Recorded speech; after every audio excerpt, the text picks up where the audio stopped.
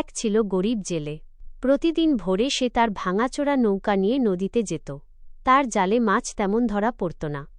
দিন দিন পরিবারের অভাব বাড়ছিল, ছেলেমেয়েদের মুখে খাবার জোটানো কঠিন হয়ে পড়ছিল। তবু সে হাল ছাড়েনি। একদিন সে আবারও নদীতে জাল ফেলল। হঠাৎ জালটা ভারী মনে হল। জোরে টানতে টানতে উপরে উঠে এল এক অদ্ভুত সোনালি মাছ। আর আশ্চর্য ব্যাপার, মাছটা মানুষের মতো কথা বলতে শুরু করল। মাছ বলল, আমাকে ছেড়ে দাও, আমি তোমাকে অনেক পুরস্কার দেব। জেলে কিছুক্ষণ ভাবল। সে চাইলে এই মাছ বিক্রি করে অনেক টাকা পেতে পারত, কিন্তু তার মনে দয়া জাগল। সে মাছটিকে নদীতে ফিরিয়ে দিল। মাছটি বলল, তুমি খুব দয়ালু, তাই তোমার ভাগ্য আজ থেকে বদলে যাবে। সঙ্গে সঙ্গে পুরো নদী ঝলমল করে উঠল আর আকাশ আলোয় ভরে গেল।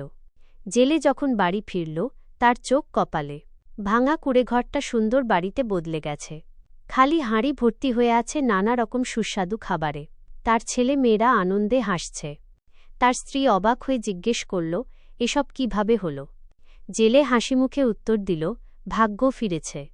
গ্রামের এক ধনী মানুষ জেলের এই পরিবর্তন দেখে অবাক হল।